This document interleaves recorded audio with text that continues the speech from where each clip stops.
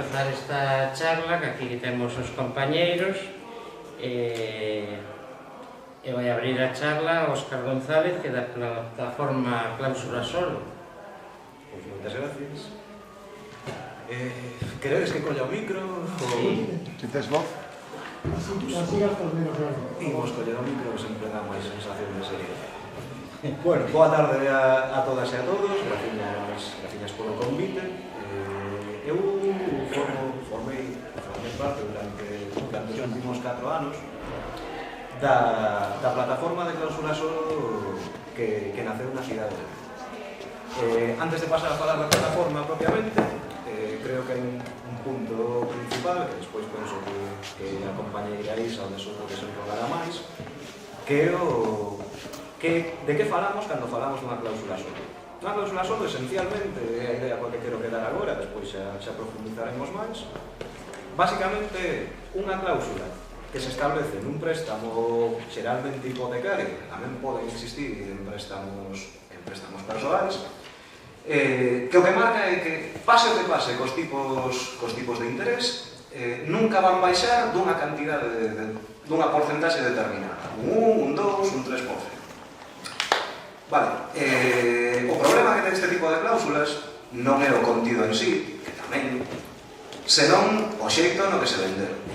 O problema principal deste tipo de cláusulas é que a maior parte da xente o que se lle explicou, ou non se lle explicou, para ser exactos, é que cando eles pactaban esa cláusula a estaban pactando como contraprestación a outra cuestión contractual. É dicir, ven por unha banda o feito de que con esa cláusula solo iba unha cláusula teito que establecía tamén, digamos, como contrapartida que os tipos de interés nunca pasarían nunha cantidade determinada, ou ben por unha baixada da parte, digamos, do que se chama o diferencial, que é a parte que se suma ao Euribor para determinar o que o consumidor, o usuario, lle custa pois, esa financiación, esa hipoteca ou o que sexa que tingue.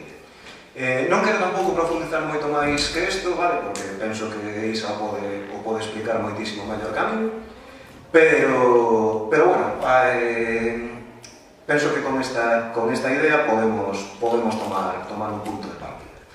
A plataforma de Cláusula Solo nace dun xeito bastante pouco épico, a verdade, as cousas como son. A que foi a fundadora da plataforma, Patricia Reche, unha compañeira de Pontareas, descubriu un día que na súa hipoteca había unha cláusula deste tipo e foi a negociar co Banco Popular pois para que esa cláusula desaparecera do seu contrato hipotecario.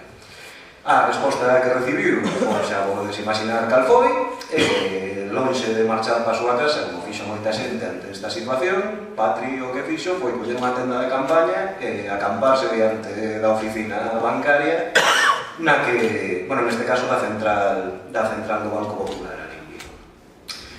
Moita xente empezou a pasar por ali, unha das rúas principais de Vigo, onde está esta central, e moitos foronse sumando. E así naceu a plataforma, como vedes, absolutamente desprovista de ética. Fundamentalmente, o traballo que fixemos, eu sumeime a finais de xaneiro de 2014, cando xa levaban 6-7 meses de funcionamento. A maior parte do traballo que se fixo foi un traballo de rúa, un traballo sempre de estar nas portas das entidades bancarias, sinalando claramente co dedo que as entidades estaban enganando a xente.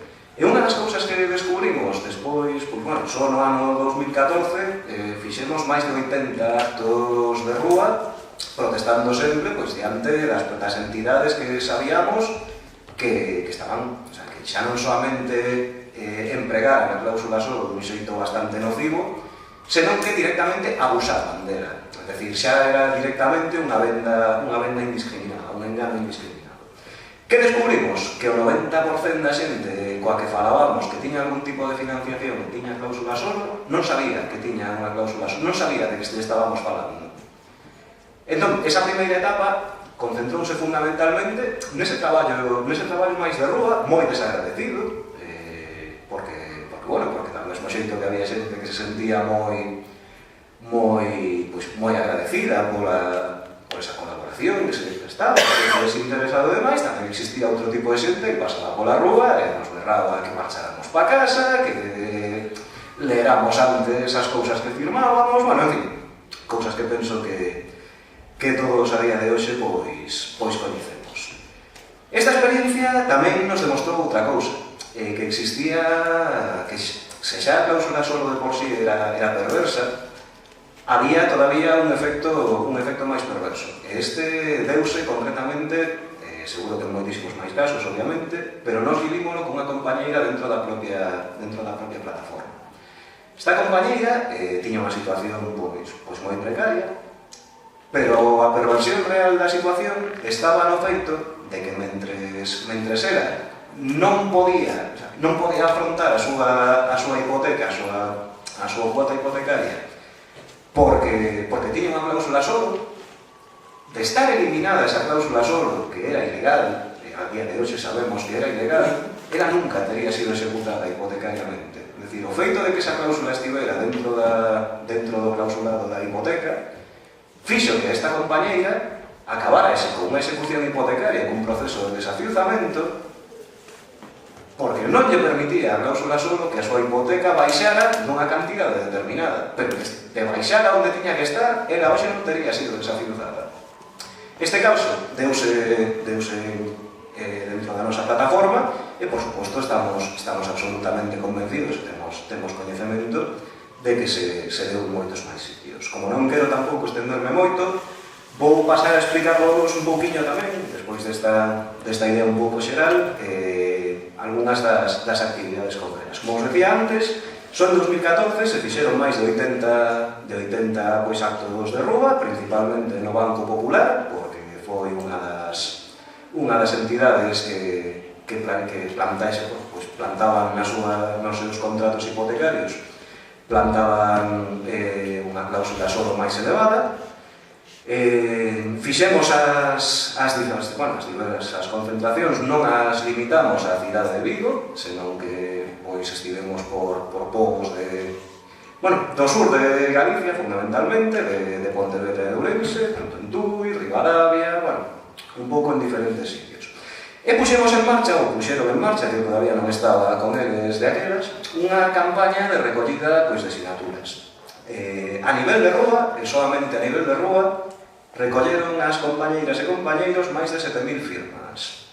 Estas 7.000 firmas leváronse a dous sitios. En primeiro lugar, a unha xuntanza co fiscal, co que por aquel entonces, non sei se agora o segue sendo, correxídeme vos, que igual o sabedes mellor, Isa e Antón, o fiscal xeral de Galicia, segue sendo Carlos Varela? Non, vale, perfecto. Pois concertouse unha xuntanza con Carlos Varela, o que por aquel entón era o fiscal xeral de Galicia, que fixo unhas declaracións públicas nas que dixo que este caso será unha segunda parte do das preferentes. Emitiu un comunicado instando a que a xente que tivera coñecemento de ter esta cláusula, que por favor que denunciase. Foi todo o que fixo. Despois hai outra persoa, tamén outra institución, que recibiu a plataforma, neste caso, foi un señor que eu teño un cariño moi especial, que é Abel Caballero, que recibiu a representantes da plataforma en pleno e dixo que o Concello estaba co pobo, literalmente, ademais, con estas palabras, e que ele iba a poñer en marcha unha oficina de intermediación, non solamente en asuntos de cláusula solo, senón en xeral en cuestións hipotecarias. O que fixo foi deixar os formularios na UMIC de Vigo, literalmente, é dicir, non fixo nada máis. E por último, a terceira, digamos, acción institucional da plataforma tivo que ver cunha xuntanza co que por aquel entón era o Valedor do Pobo, José Fernández Rodríguez, no 2014. O Valedor deu as gracias non sei por qué, pero dixo que ele non tiña moito que facer, porque as bancos, como entidades privadas que son, escapábanse da súa competencia e da súa capacidade de intervención.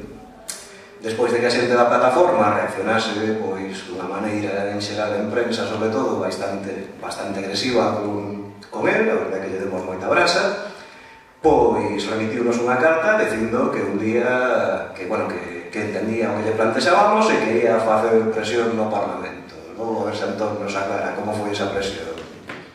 E por último, preparou un escrito que aparentemente remitiu ás entidades instándoas a retirar a cláusula solo. E xa está.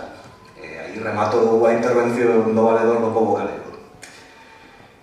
Entón, bueno, isto parece moi comprimido, a min dame a sensación de que quedou un pouco, pero isto é o traballo de case 4 anos. Traballo de rúa, traballo de concienciación, traballo de xuntanzas, traballo de pouco máis de 12 persoas, porque non chegamos a ser moitos máis en ningún momento, pero un traballo fundamentalmente no que nos tivemos claro en todo momento que o obxectivo principal non era tanto denunciar as cláusulas solo, que tamén, senón loitar porque a eliminación e a indemnización, o abono desas cantidades cobradas indebidamente se aplicaran de xeito retroactivo. É dicir, se a normativa legal, o ordenamento xurídico do Estado español di que se unha cláusula é declarada nula terá que ser, considerarase que nunca foi posta nun contrato, a solución que adoptou o Tribunal Supremo no momento que dictaminou sobre as cláusulas solo, que dixo que soamente se devolvían os cartos ata o 9 a aquelas hipotecas posteriores o día 9 de maio de 2013, senón, sí, 9 de maio de 2013. E ademais o fixo, do meu punto de vista, dun xeito pornográfico, con unha argumentación que non resiste un mínimo análisis xurídico, e di un dos asuntos, dos fundamentos nos que se baseou foi en que a devolución das cláusulas solo de xeito retroactivo poría en risco a estabilidade financiera do Estado español. Isa despois non lo aclaras, pero eu non lembro en ningún sitio que os tribunais se corresponda a verar pola integridade do sistema financiero español. Pero, bueno, igual existe a cláusula e non a coñecemos. En conclusión, por ir rematando, que xa me estendí un pouco máis do que tiña previsto, nós, por unha banda, denunciamos en todo momento que despois da estafa das preferentes e da estafa hipotecaria, porque todo forma parte dun mesmo todo, posiblemente a de cláusula solo sexa a maior estafa que se viviu a nivel financiero no Estado español. E o que é, a día de hoxe, é bastante vergoñento é que todavía ninguén teña sido procesado por isto. Tamén o é no feito de que en todo o relativo ao sistema financiero e os abusos que sabemos que levan cometido durante todo este tempo, todas as sentencias que lle deron a razón aos consumidores e a cidadanía, o povo, como lle queramos chamar, todas tiveron que vir da Unión Europea. Todas. O que, de feito, pois, na miña opinión, pon bastante en cuestión a independencia do Poder Judicial en España. Sobre todo cando vemos argumentos como este do Tribunal Supremo do que falábamos. E por último, outra cousa que aprendemos e que sacamos nós como conclusión, e por rematar cunha nota positiva, é que cando os problemas se afrontan de xeito colectivo, cando superamos ese medo, esa vergoña inicial de ter sido estafados ou de ter sido enganados e demais, e saímos un pouco desa idea que temos, que nos meteron na cabeza durante todo este tempo, de que o problema é o fallo sempre está en un mesmo, rompendo esa vergonza e unindose a outra xente que está na mesma situación que nós, ou similar, ou moi distinta, pero que ten a mesma conciencia, a mesma gana de cambiar cousas, pois a verdade é que a presión social, dun xeito ou de outro, e máis dentro do que a moitos nos gustaría, parece que pon cousas en movimento. Isto foi un pequeniño resumen da historia da plataforma, espero que vos resultara interesante, e dou a palabra agora a compañeira Isa. Moitas gracias.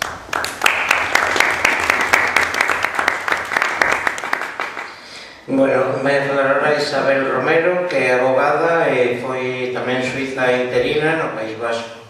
Adiante, Isa. Hola, moi boas tardes a todos. Nesta tarde complicada, porque, bueno, é un día especial para os poboleros, por decirlo de alguma maneira. Bueno, en principio non me vou a centrar no que é unha cláusula suelo, porque máis ou menos todo o mundo entendo que xa ten máis ou menos claro se a ten ou non a ten.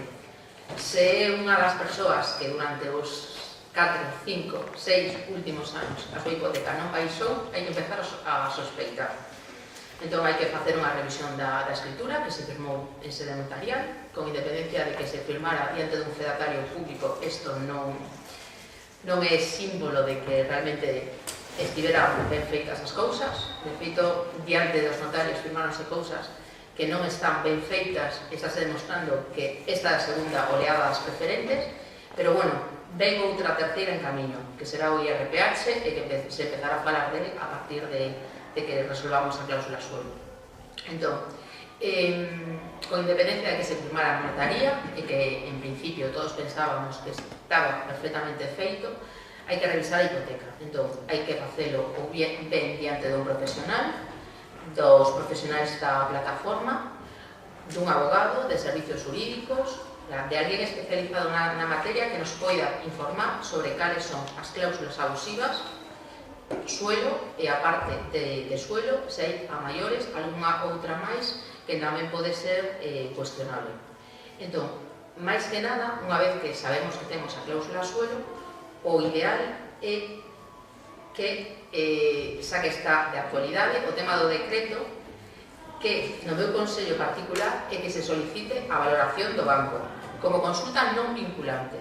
É dicir, unha vez que se sabe que é un afectado por cláusula suelo, que acuda, que faga solicitude no banco, e no banco que lle digan cal é o importe que lle van a devolver no caso de que considere que lle teñen que devolver, porque o decreto deixa demasiado marxen de maniobra aos bancos. Os bancos deciden que persoas lle van a devolver a cláusula suelo ou a quenes non, e aparte deso, que cantidades lle van a devolver. Entendemos que en principio ese margen de maniobra, discrecionalidade que se lle deixa o particular, os bancos, perdón, que non é favorable para o consumidor. Entón, moito ollo, moita cautela, con independencia, se non temos presa, hai que esperar, é dicir, con independencia de que nos digan que nos van a devolver 6.000, 10.000, 12.000 euros, vale, todo o mundo sabe que son cartos, pero moito ollo e moita cautela co tema, porque ao mellor estamos renunciando na letra pequena a outras cousas que non se debería de renunciar, con independencia de que despois podamos ir aos tribunales e pelesalo, pero con independencia deso hai que ter moita cautela co tema. Entón, primeiro, consulta non vinculante, que é o que nos ofrece o banco. Unha vez que sepamos que é o que nos ofrece o banco, consultarlo con expertos, e unha vez que o consultamos con expertos, decidir libremente se o aceptamos ou se, polo contrario, vamos á vía judicial. En caso de que ao final o acordo que nos ofrezcan non sexa o máis recomendable e tenemos que acudir á vía judicial, o prazo medio que se estima para unha resolución é un ano. É dicir, se non temos presa por os cartos, o meu consello, se a oferta non é boa, é esperar. E logo despois, aparte, en sede judicial, no caso de que acudíramos a ela, tamén se pode pedir a nulidade de forma paralela con outras comisións abusivas, que pode ser que a hipoteca, que a constitución da hipoteca casteña. E pola miña parte, nada máis, quería facer eso, o tema da cautela, que hai que ter moi en conta o tema ese, de que o decreto é un arma de doble peso. E nada, co tema das devolucións, que é outro tema que tamén está moi de moda, o tema de se se vai a ter que devolver ou non, o que os bancos devolvan. En principio se hubo unha deducción específica en Facenda, como deducción por adquisición de vivenda, sí que se vai a ter que reintegrar, pero simplemente no ano que se cobra. É dicir, eso non creo que sexa unha excusa para realmente evitar pedir os cartos que nos adeudan. E pola miña parte, nada máis. Graciñas pola invitación, e paso a palabra ao meu compañeiro. Sí, bueno, ahora vai a falar Antón Sánchez, que é deputado de Marea.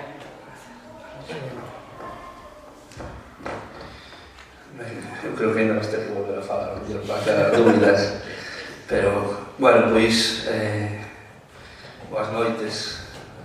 Eu son futbolero, teño que reconocer, son da Coruña, de cerca, non pasa nada. Ben, pois xa está casi todo dito, non? O que estamos vendo nestes últimos anos son dúas cousas. Primeiro é se está caendo a careta a un sistema hipotecario do Estado español que era unha estafa, un sistema feito para privilexiar os bancos e para desprotexer aos consumidores de hipotecas, amparado polos gobernos e amparado tamén por decisións judiciais, non?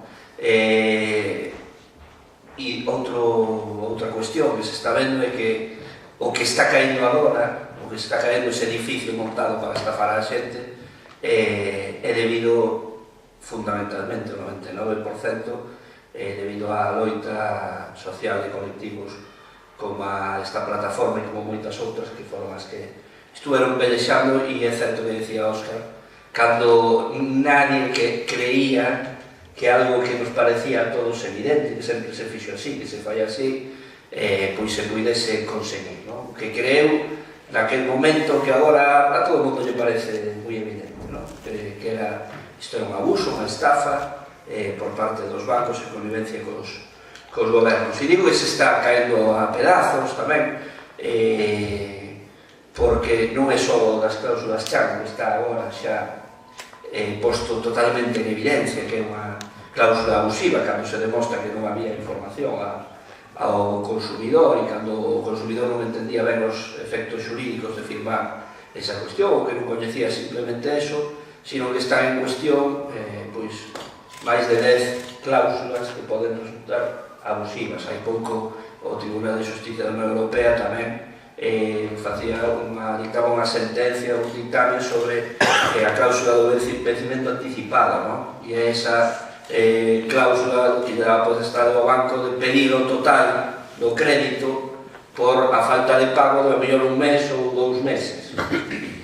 Si, 3 mensualidades ou 4 ou 5, entón acaban tamén de sentenciar que é unha cláusula abusiva, que desprotexe o consumidor, non protexe o consumidor. Ou, por exemplo, tamén está tamén en cuestión judicial e con sentencia tamén o que son os gastos de constitución da hipoteca, os gastos de notaría, etc., que sempre se lle cargaban ao cliente. Eso tamén, por lo tanto, cando se revise agora a cláusula Chan, é conveniente tamén revisar todo o contrato de cada hipoteca para analizar se hai outro tipo de cláusulas que poidan ser abusivas e, por lo tanto, xa que afrontar.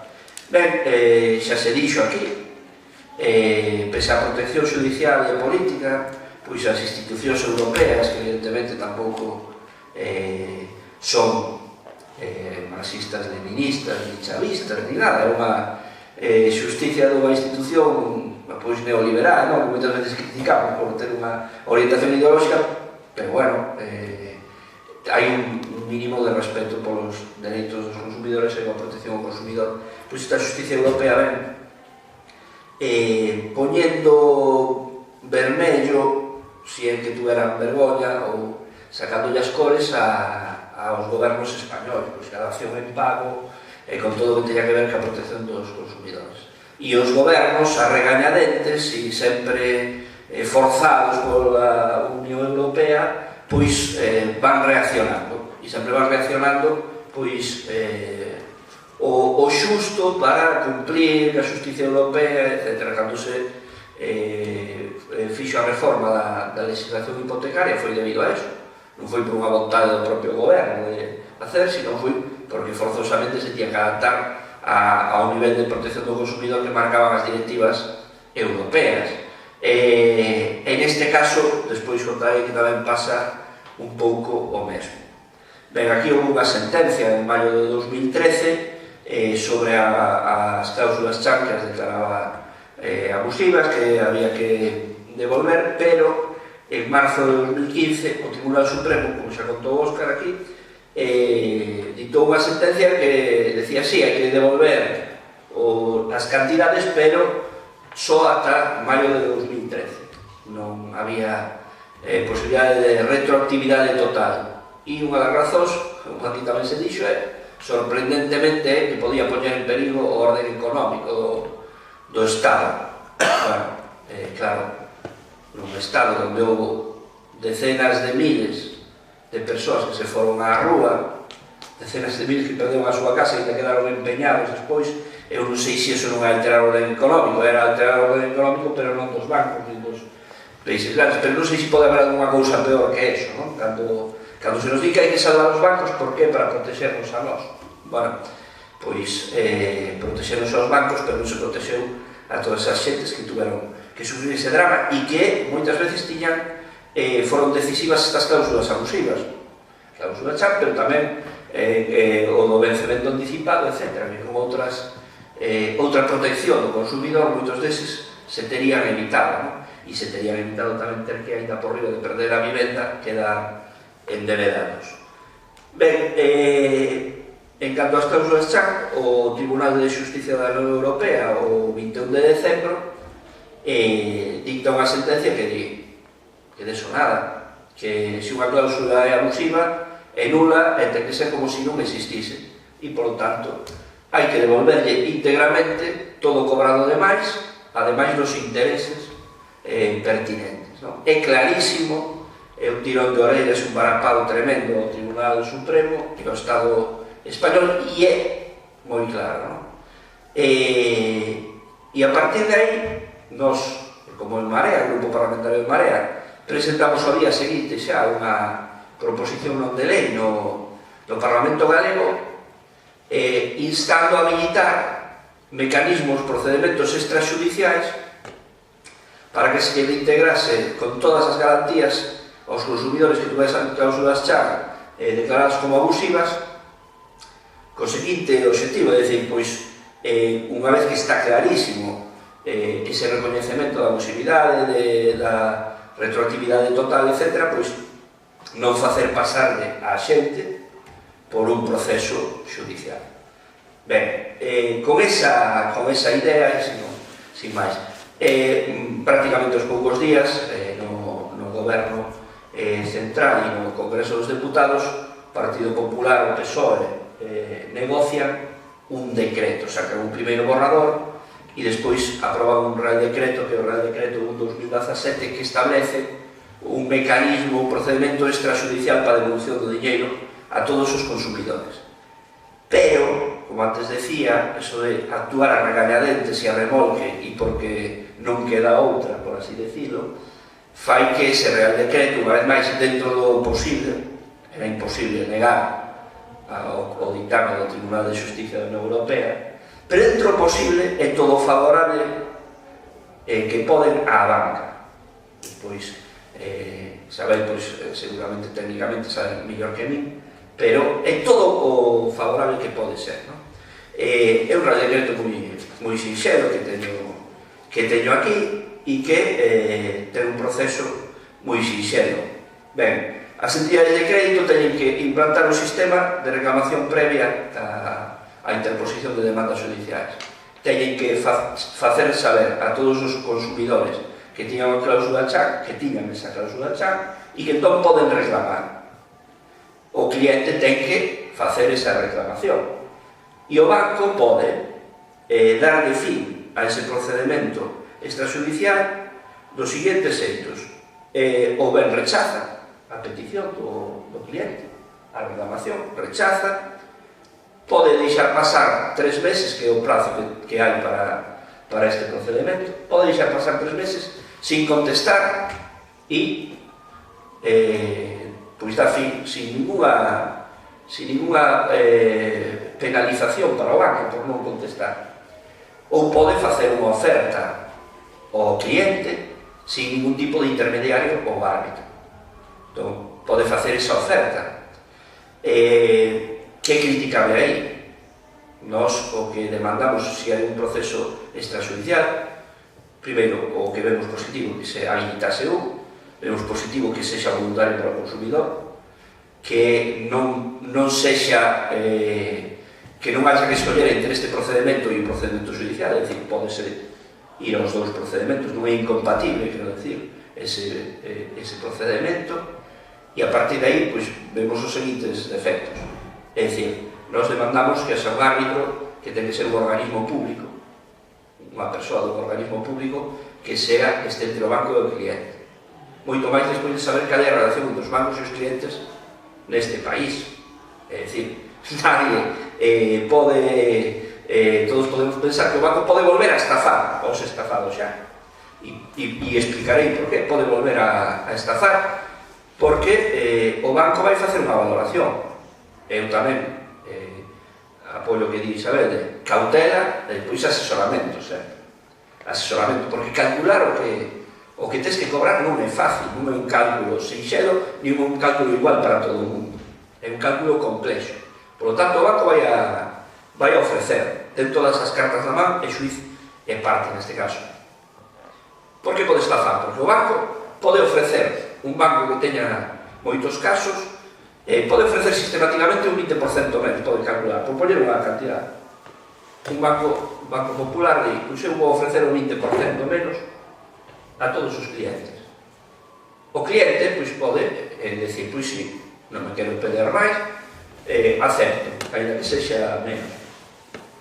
O banco non ten ninguna penalización por ofrecer unha cantidad, ainda sabendo que é menos do que lle ten que reintegrar. Non ten nada, no este decreto non hai nada que lle diga, non, pero usted está volvendo a estafar, ou pode ofrecerlle unha fórmula de pago ou de, pois que sexa outra vez abusiva e nadie o vai a controlar, non? Neste caso. Evidentemente, se o cliente se asesora e tal, pois pode dicir, non, pois mira, me vou ao procedimento judicial. Ben, o banco pode ofrecer esa cantidade, o cliente esperar a que lle aceptar, esperar a que lle ingresen a cantidade. Se o banco en 3 meses aceptando, ofrecendo cantidade, o cliente aceptando, non ingresa esa cantidade, tamén dá por finalizado o procedimento judicial e tampouco ten unha penalización para o banco. É dicir, a ti che dixe, vou pagar 20.000 euros, non se os pagan en 3 meses, acabou o procedimento extrajudicial, tampouco ten ningún coste para o banco. Ben, pero que é máis, se o banco che ofrece 20.000 euros e ti dis, non me parece suficiente, creo que teño dereito a máis, me vou á vía judicial. Vou á vía judicial e, pois, no xuizo, pois me din que sí, que teño dereito a que me devolvan eso, pero que son exactamente os 20.000 euros que me ofrecía o banco. Pois, o banco, en caso de que ti non consigas máis cantidad no proceso judicial, exímese de ter que pagar as costas judiciais, según este decreto. Costas procesales. Solamente se el consumidor rechazase el cálculo de la cantidad a devolver o declinase por cualquier motivo la devolución del efectivo e interpusiera posteriormente demanda judicial en la que obtuviese una sentencia más favorable que la oferta recibida de dicha entidad, se impondrá la condena de costas a esta. Es decir, que ten que ir a suizo e conseguir máis do que lle ofrecía o banco. Se non, o banco non ten que pagar as costas a tal. Por lo tanto,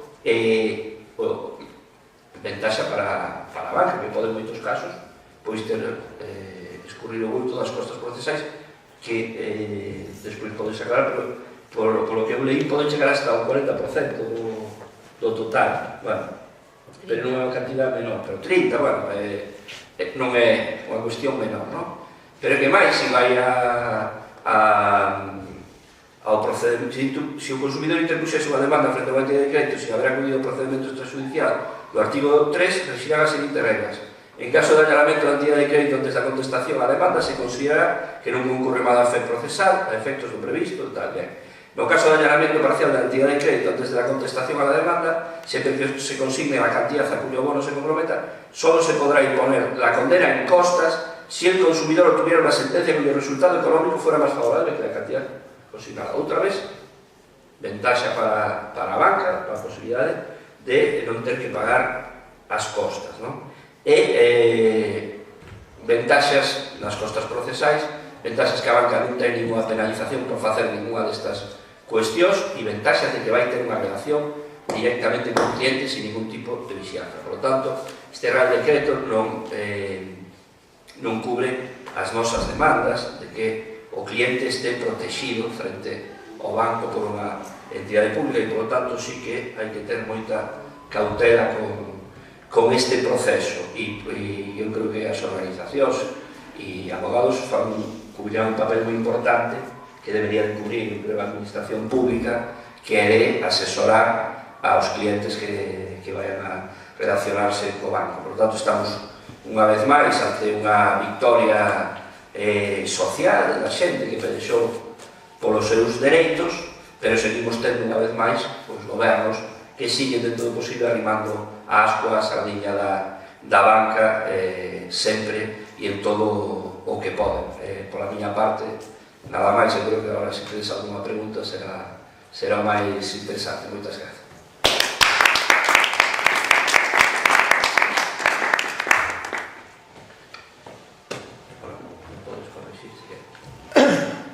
Una pregunta para la abogada.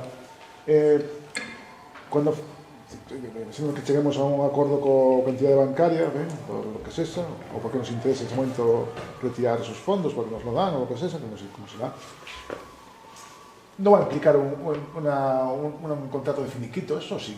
Quiero decir, una vez que firmes con eles, vai ser un finiquito e ti non vas a poder pleitear máis porque firmas un finiquito, ou non, eu cobro isto, pero si hai outra cosa por la que pueda pleitear, continúo pleiteando y por lo resto. ¿Entiendes? No. Si se va a firmar un finiquito, queda imposibilitado cualquier posterior acción legal. O decreto, tal como está conformado, supón unha opción alternativa. É dicir, ou é unha vía ou é a outra. É dicir, se se acepta a oferta, en principio, todo fai pensar, con independencia de que despois se poda acudir á vía judicial, pero xa en situación de risco, intentando facer nulo o acordo, que non se poda acudir á vía judicial.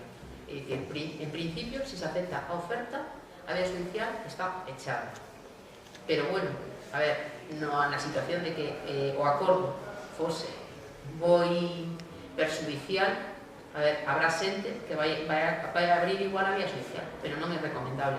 Por eso, o mellor é, primeiro, ver o que ofrecen, cal é a oferta, a mellor oferta que un profesional ou as asociacións, as organizacións, o que falábamos antes, un experto na materia, un economista alternativo á vía bancaria, un abogado, que nos ofrece, é dicir, cal é o mellor acordo? Vale, estou aproximado ou estou moi longe do que realmente... No caso de que sea unha cifra aproximada, pois a opción do acordo extrajudicial pode ser boa.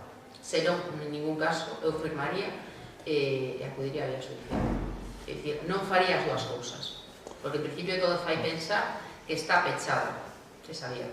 Eu entendo que si van a facer unha reestafa con isto va a ser un pouco subjetivo, se quer que non van a pegarte un hachazo un 20%.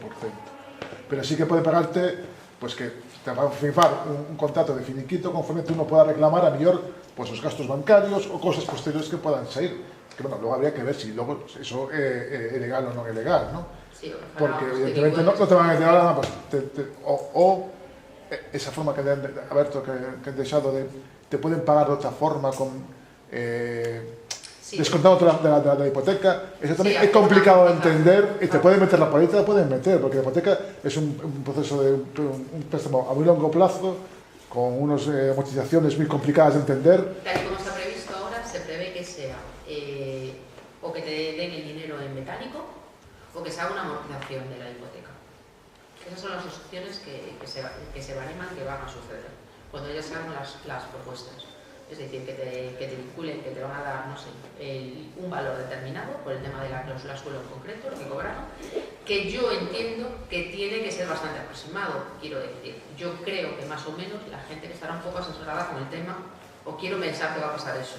Entonces, que la cifra que ellos vayan a realmente ofrecer a los clientes, que será bastante aproximada. ¿Qué pasa? Siempre puede haber factores o sectores menos informados del tema que a lo mejor salgan más perjudicados, pero yo quiero pensar que en principio puedo pensar que como la vía judicial está abierta, que la cifra se va a aproximar a la cifra real, pero bueno, con independencia de eso, a la cifra realmente adeudada, o sea que se le debe, pero con independencia de eso, yo creo que lo mejor es realmente, en caso de que no sea satisfactoria la cifra, o sea, con las expectativas que teníamos de lo que nos iban a devolver, que nos han informado del tema, directamente declinar la oferta. Eu quería fazer unha pregunta. É o mismo nunha hipoteca de interés fixo que unha hipoteca de Hipoteca aberta, hai unha segunda parte, había que ver exactamente as cláusulas o condicionado da hipoteca. Que varían según o tipo de interés. Na última, o que pasa é que hai que ver a hipoteca en sí, porque hai un tipo de hipoteca aberta, que é o que comentaba antes, pero díseno entre líneas.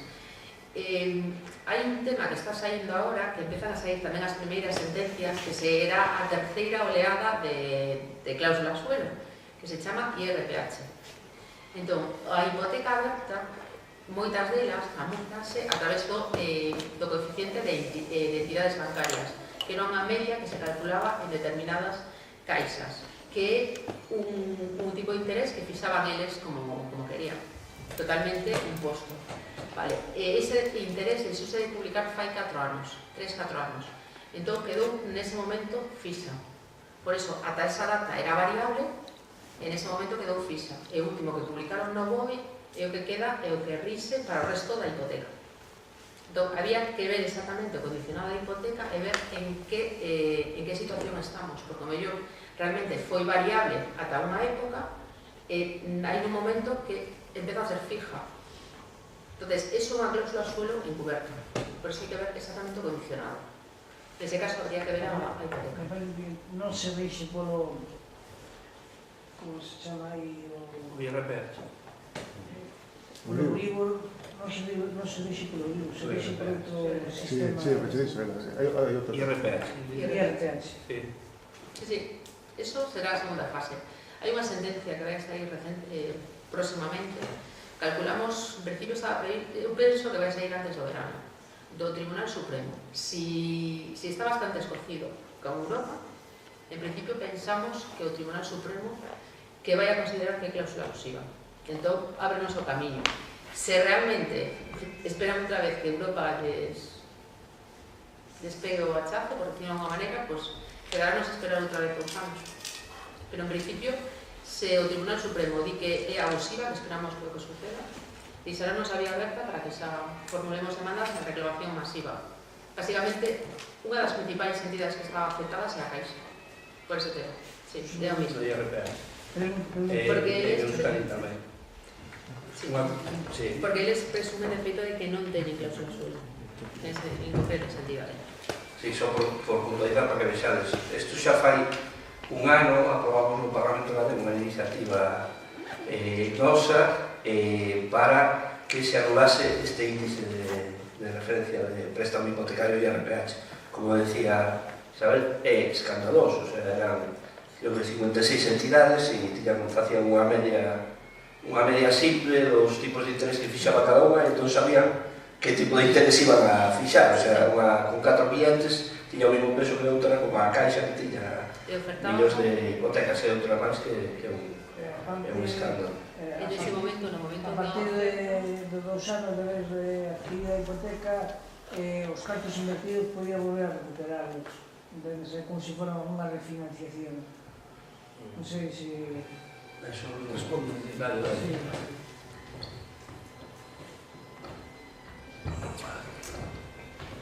Se te estou entendendo correctamente, e por desgracia de hipotecas da Caixa, algo sei, que bueno, eu de feito son afectado eu perdi a miña vivenda precisamente cunha cuestión da Caixa.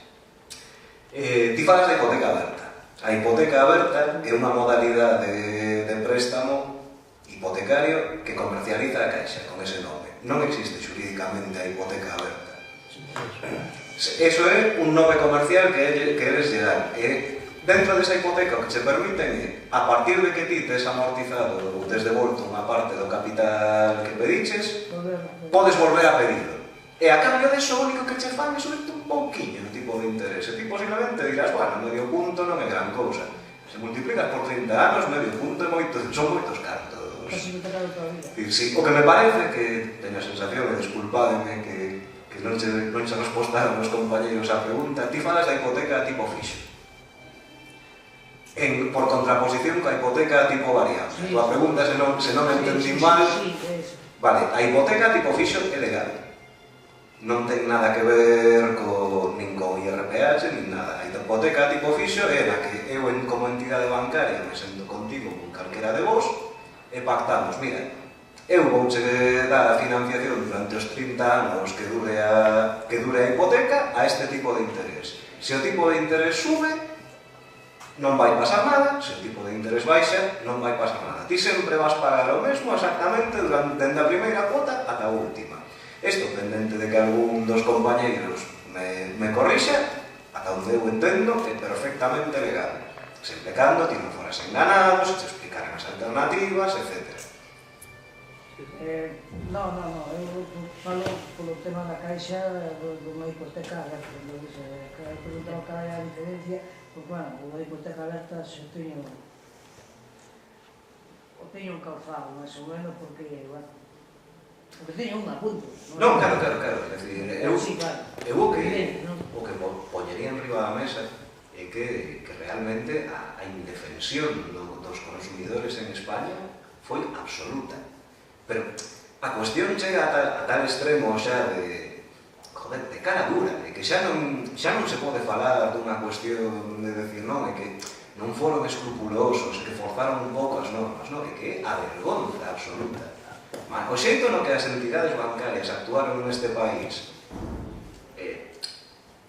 convinchadas, ou polo menos mentres os poderes públicos, mentres as institucións, os gobernos e demais, miraban para outro lado cando non dictaban normas directamente para favorecer eses abusos.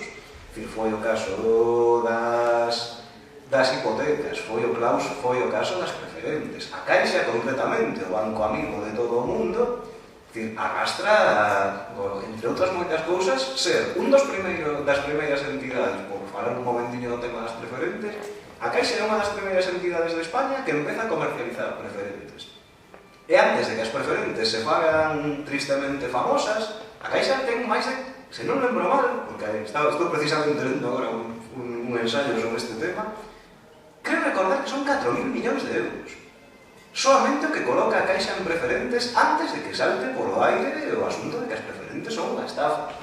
É dicir, eu, de verdade, por motivos obvios, eu teño bastante asco a Caixa, pero dentro de que todas as entidades bancarias deste país me parecen gobernadas ou polo menos dirixidas por protodelincuentes, por non pillar nos dedos, que xa sabedes que ata por facer chistes con carro blanco te podes meter nun Cristo hoxe, pero eu penso personalmente que a sensación que teño é que o sistema financiero español está en mans de auténticos delincuentes, pero auténticos delincuentes.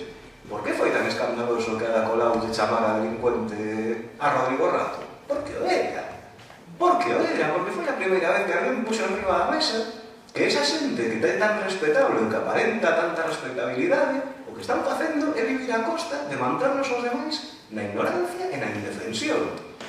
Por eso eles intentan que este tipo de operacións de maquillaxe, porque realmente, se ti chegas un día ante unha poboación e lle dis que levamos 30 anos cachondeándonos de vos, o normal é que collan as fouciñas e as estacas e vayan a buscarte aí dentro do Parlamento. Mentres tanto tes que dar a sensación de que sigues loitando por eles. Pero cada vez eu, a sensación que teño é de que o nivel de desvergonza é maior. Este último decreto das cláusulas solo, é vergoñento a todos os niveis. É que eu dei cuenta hai 2 meses nunha falta cruda, me baixan 4 euros na hipoteca e me suben no seguro de vida. Te das conta? Eu poño xa de base, ti non tes obligación de ter un seguro de vida coa hipoteca. A ti, a lei hipotecaria, se non me falla a memoria, o único que se obliga é ter un seguro contra incendios. Non, si, bueno, o seguro de vida o fixen eu personalmente para non deixar colgado a filla e a muller no momento dado, non? Pero, que me fixeron? Me baixan na hipoteca e me suben no seguro de vida. Sí, é que eu teño varios amigos que se dedican á banca profesionalmente, e por sorte están en niveis nos que un todavía non chega ao grado de delincuente. Pero eles mesmos mo comentaban que hai tempo xa que os bancos gañan máis cartos cos produtos vinculados ás financiacións e demais que coas propias operacións financieras, que en teoría é o seu mercado. Hai que pagarlle o soldo a infanta. Claro, hai unha cousa. Non sei se fai falta... Queres preguntar? Sí. Adiante, sigue, explica. No, pregunta e despois contesto. No, é un análise que miro na explicación que facías político-administrativa sobre o proceso, que me alegro moito de que demandases, porque é unha necesidade de povo. Aparte saca unha deducción, que deixa un marxe para os suíces, aqueles que son amigos dos bancos, ao marxe de trampear a xente, ainda por riba, é dicir, ou non, é unha molestia que se me produce, que claro, ou non quedar unha sentencia clara que xa diga, bueno, isto é un acto delictivo, se vai cobrar tal marxe, unha cuestión máis clara, máis definida. Entón, aparte de todo explicaches que sigue sendo unha parte de roubarlle aos humildes, que iso non ten nome, é como dicir, lle estás dando marxe a aqueles suíces para que sigan alimentando a corrupción xa existente, porque aquela suizo que é honesto, pois, bueno, vai a seguir na súa liña, pero os que non o son, van a seguir na súa liña.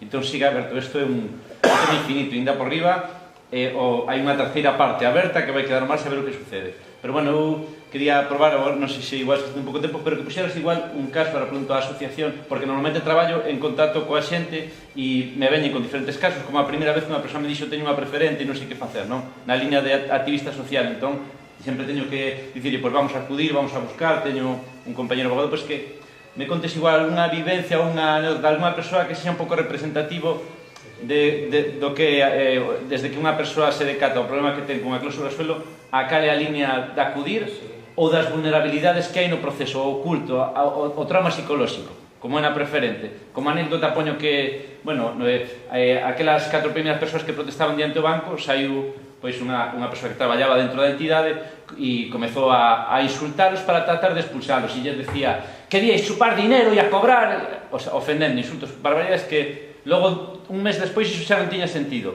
pero aquela persoa casi consigue humillalos e quitalos daquela defensa, porque aquelas persoas lles miraba que non sabían ben se algo xusto ou non e tiñan parte da vergonza, entón casi son derrotados, que logo se mirou que a batalla tomou outro frente. Pois pregunto por algunha vivencia persoal que queiras comentar, se xa a túa ou calquer outra, para que eu poida entender as vulnerabilidades desto e como un pouco por onde actuar, que se me quedou moi ben explicado coa parte de abogacía e pois, por eso esa consulta primeiro que non sexa vinculante e tal, pero sí, claro. Sí, antes de pasar o micro do que iba a decir,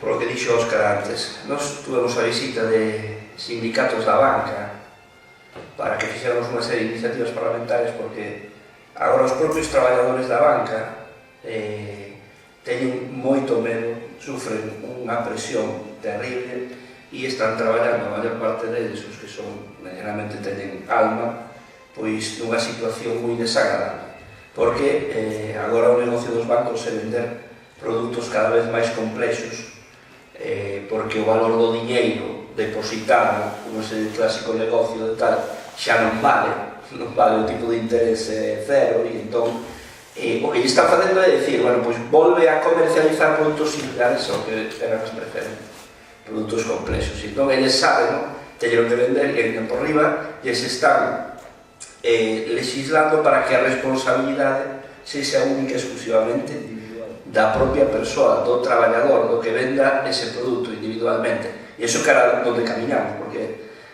eu non considero que isto sea unha cuestión de ser honrado ou non, é dicir, pode haber algún xuiz que sexa un héroe, un tipo moi honrado tal, pero o propio sistema é o que te empuxa a facer eso, non? Non é só unha cuestión individual, que tamén, pero sobre todo é o sistema que te deba facer eso, e o sistema non pode parar, é dicir, o sistema non pode parar, o sistema bancario non pode parar, ten que seguir facendo negocio piramidal, non? Esa é unha cuestión a ter en conta, que non é cuestión só de que o xuiz poida ou non, hai xuices que sí, que se plantan, pero sobre todo é unha cuestión de que aquí está montado o modelo así, é moi difícil salirse. Iso por unha cuestión, por lo que dixo antes Cristóbal, xa para reunir todas as preguntas. É certo que o banco pode facerche unha oferta e ti non aceptas, vas ao proceso judicial, podeche facer máis ou menos, eu non sei como van a responder os bancos, se van a denegar todas as peticións dos clientes, se van a ofrecer un 5, un 10 ou un 20. O O que sí que sei é que che ofrecen un 20 e neste decreto non hai nada que lle penalice. Nada, é dicir, poden intentar estafarte. Bien, e se te intentan estafar, neste Real Decreto debería haber unha protección para o consumidor. Pero se te intentan estafar, o único que vas a poder facer é volver a empezar con un proceso judicial para denunciar que o banco te estafou e volverte a meter nunha roda.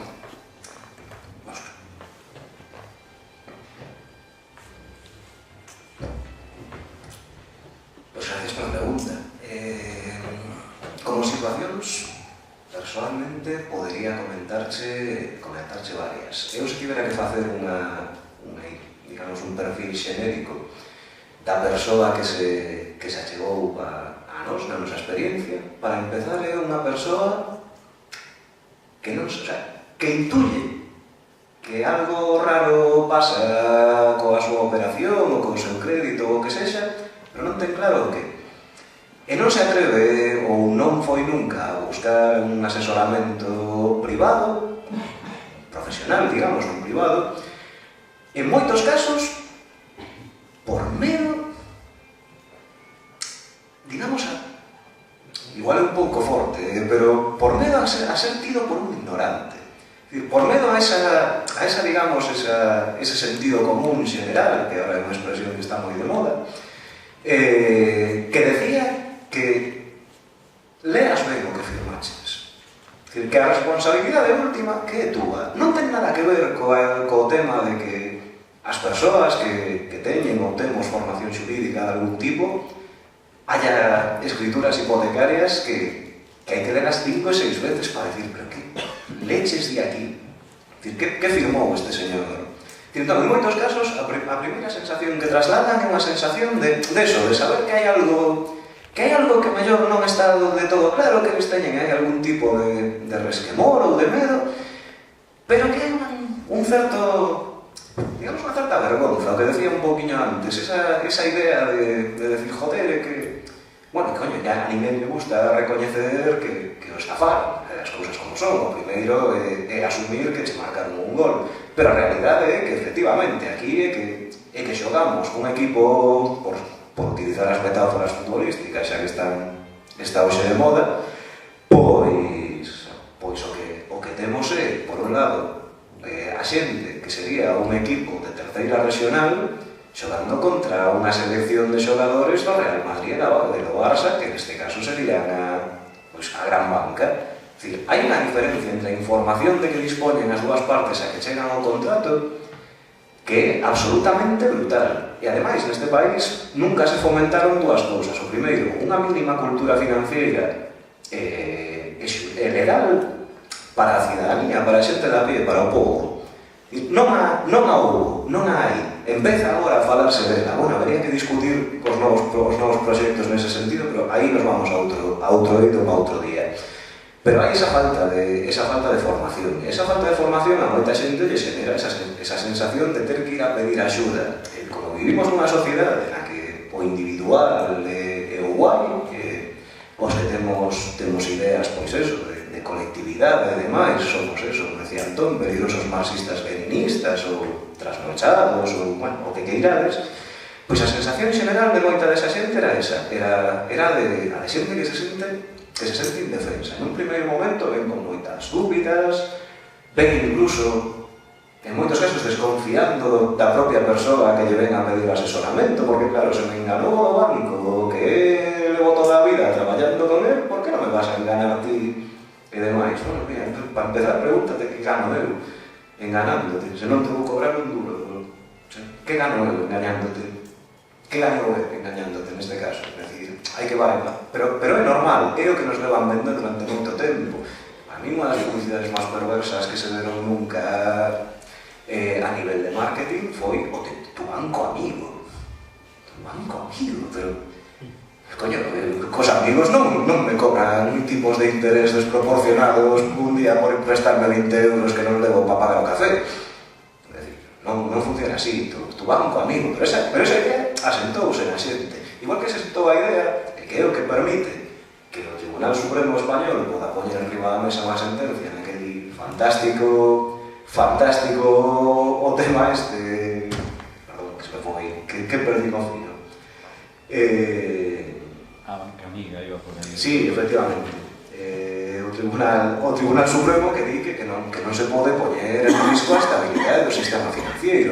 E claro, todos temos na cabeza que vimos uns anos moi malos, unha crisis financiera moi grave e demais. Claro, non queremos volver a eso, non queremos. Entón, claro, está ben que se proteja o sistema financiero, porque cando queda o sistema financiero ou se portan mal os rapaces, pois a verdade é que as pasamos todos bastante duras. Entón, ese sería, dentro do meu punto de vista, a característica principal de moita da xente. Por un lado, nun primeiro momento, a ignorancia. É dicir, non saber sequera que teñen firmado unha cláusula solo. Ou un IRPH, ou, que che podo decir eu, por exemplo, outro caso tamén bastante gráfico, que tamén viñamos falando e xa máis cando viñamos de camiño. O tema das comisións por descuberto. As comisións por descuberto que se devengan de 30 euros sistemáticamente por un só euro que a ti te queden números vermellos na conta. Dicir, bueno, pois eu que traballo con bancos, por desgracia, no meu día a día, me teño atopado con eso, con que por descubertos de 1 euro ou 2 se te venga unha comisión íntegra de 30 euros. É dicir, un 1500% sobre a débeda real. Dicir, claro, pero todas estas cousas son prácticas comuns. E a xente onde vai buscar a información? O banco. E no banco que lle van a decir? Está todo perfecto, claro, efectivamente. Non lle van a decir estou me rindo de ti na puñetera cara. E cuidado, que en moitos casos que ni siquiera a xente do propio banco sabe que hai. Dicir, isto é dramático. Como moitos dos empregados de banca que estiveron colocando estes produtos, eles pensaban estar perfectamente formados sobre o que estaban vendendo. Digo xo demais, porque teño un amigo que está nesa situación, que está o tío na casa con unha depresión de cabalo, porque despois de estar non sei canto tempo vendendo preferentes e demais, pensando que estaba perfectamente asesorado e sabendo que estaba vendendo e demais, acaba de descubrir que leva 5 ou 6 anos enganando xente. Colle unha baixa e marchou para casa. Por qué? Bueno, porque a ética e demais tamén forman parte de algo disto. Pero estou de acordo con Antón. Penso que a parte de Maiseu, creo que é unha película de hai un par de anos, ou do ano pasado, que de Big Short, La Gran Apuesta, na que hai un momento da película que un dos personaxes fala un pouco dos tíos que viron vir a crise e gañaron unha cantidade absolutamente monstruosa de diñeiro con ela. E hai un momento no que o tipo di, se volvera a repetir a mesma situación, pasaría o mesmo. Porque é o propio sistema o que levou ás entidades a, para manterse a flote na súa competencia entre unhas e outras, empezar a colocar produtos nocivos, empezar a facer este tipo de prácticas e demais, e con segundo efecto perverso que iso ten, que normaliza o que por definición tería que ser unha situación excepcional, que un banco tome unha decisión na que ti estás estafado. Ti e eu calquera, vamos. Entón, para mí, definindo o perfil, ese sería o primeiro. Despois, unha vez que pasa esa primeira etapa, a xente, digamos, que había a que se empoderaba, por decirlo de algún xeito, tomaba conciencia do problema, empezaba a espallar por aí, se convertía, digamos, no mellor marketing que podes ter para calquera cousa. O mellor marketing non é a expresión máis adecuada, pero era o que iba e falaba coa xente do seu entorno e lle decía: tú tienes unha hipoteca, tráemela que iso hai que ver. Que es que yo te he puesto algo que igual te están tomando el pelo. Claro, moita xente non tiña cláusula solo, pero tiña un IRPH, pero tiña preferentes, e ni siquiera o sabía. Entón, nesa segunda fase, digamos que desperta a conciencia da persoa de ter sido enganada, e hai dúas reaccións. Moita xente, unha vez que tomaba conciencia disto, se retiraba para a súa casa.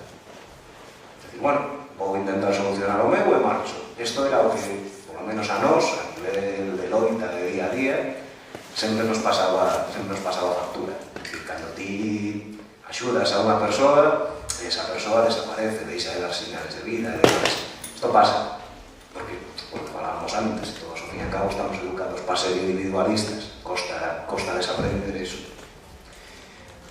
E despois o extremo inverso, o que se decía, o que non solamente vai facer campañas, senón que se suma a plataformas, senón que está participando en todos os actos, que se activa, que espalla eso, pues toda a información que pode, en redes e demais. Eu non son moi amigo dos medios de comunicación porque sei que manipulan, pero as cousas como son. Os medios de comunicación de Vigo e do entorno de Vigo, co tema da cláusula solo, fixeron un traballo, e me dá reparo decir isto, pero exquisito. Exquisito. A información, sobre todo, o acto máis pequeno que fixo a plataforma de cláusula solo, por pequeno que fora, tivo unha cobertura. Isto realmente o que puxo en riba da mesa é que, digamos que había conciencia de que era un problema social. Empezaba a haber ese cambio de mentalidade. E moita xente tamén, a través da prensa e dos medios, chegaron a este tipo de cuestións. Unha anécdota que vos comento, con isto remato, que estou enrollando moitísimo, foi un tema que vos comentei antes e que o Banco Popular chegou a demandarnos como plataforma. Porque dixeron que lle fixéramos 300 chamadas a un call center na mesma mañá, e que iso que era acoso, claramente. Entón plantexaron unha demanda contra dous nomes que coñecían dos integrantes da plataforma, podía haberme tocado a mí tamén, pero tocoulles a eles. É dicir, realmente eles sentiron unha presión e defenderonse, por suposto. Por suposto que se defenderon, igual que se defenderon contra a PA e contra todas as organizacións da sociedade civil que os que sinalaron co dedo. Porque realmente, digamos que son como sombras. Se ti lles botas luz en riba, desaparecen.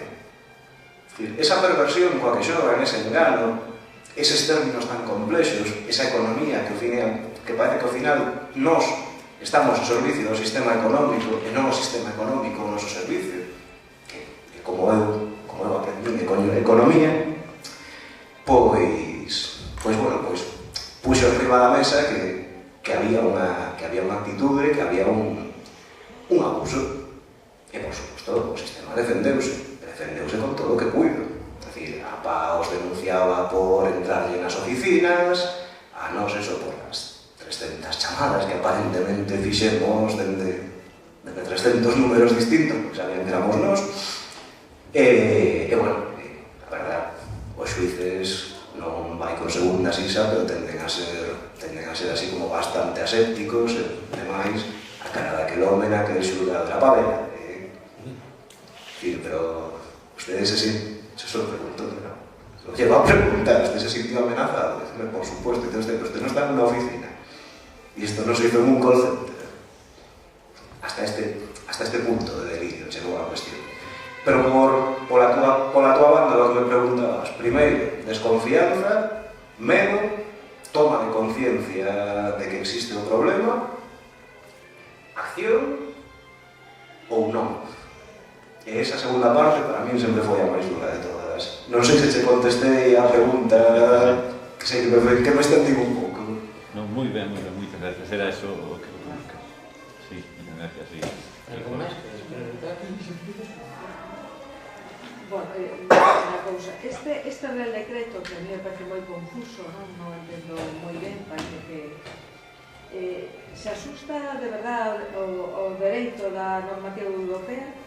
E que posibilidades hai de que esa proposta que fai ahora a Marea, de que haya un intermediario en ese consenso posible consenso entre o banco e o cliente, que posibilidade hai de que exista unha figura intermedia que module entre as dúas bandas, sin necesidade de chegar a un suicio, entre comillas, non? Por eso me parecía a proposta, non? Eu, seguramente o que fora confuso é a miña explicación. Vale. O decreto o do criticado moito, pero non é moi sinxelo, moi clarín. É dicir, o esquema é que o banco ten que informar a todos os consumidores que teñan a todos os clientes que teñan unha cláusula chan e ten que facer chegar a información. Bueno, dos efectos que ten que tampouco di como, non explicita como, que cadea a información e onde ten que dar. É pouco preciso neso,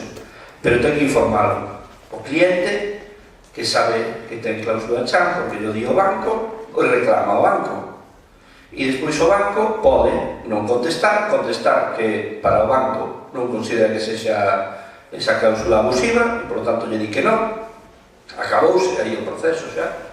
O banco pode calcularle unha cantidad e facerle unha oferta ao cliente. E o cliente pode aceptar ou non aceptar, non? Se o cliente non acepta, pois tamén se acaba o procedimento extrajudicial e pode ir á vía judicial. E se o cliente acepta, pois normalmente se lle ingresa o diñeiro e acabou a cousa, o proceso aí. Ou pode incluso aceptar non entregarle o diñeiro e non pasa nada tampouco, que é algo que a mí me sorprende porque eu tampouco teño formación xurídica, non?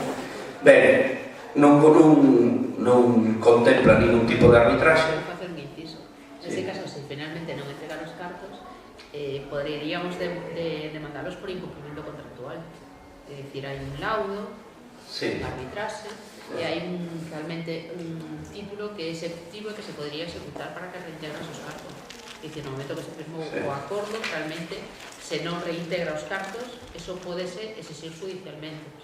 Sí, no, estou referindo só ao Real Decreto, sí. Digo que podes despois reclamar ao judicial, pero no Real Decreto expresa como pode poñer fin ao procedimento extrajudicial e esta é unha das posibilidades. Como diste, despois se poderá reclamar judicialmente, non?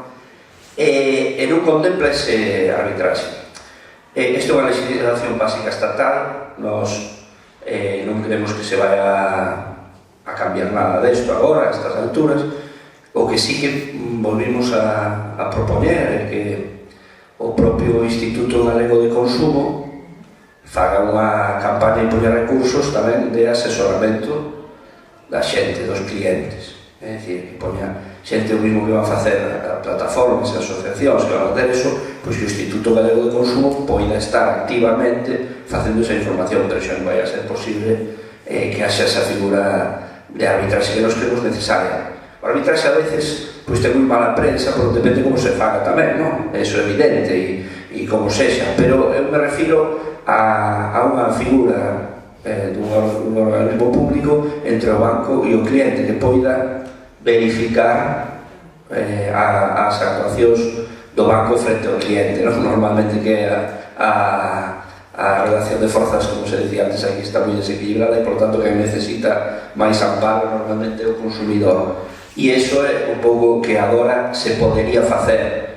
Anunciouse aquí que sí, que o Instituto Galego de Consumo iba a facer unha campaña informativa, etc. e tal. Non sei se efectivamente se está... Eu non sei se se está facendo ou non, pero creo que sí que debería ter un papel activo.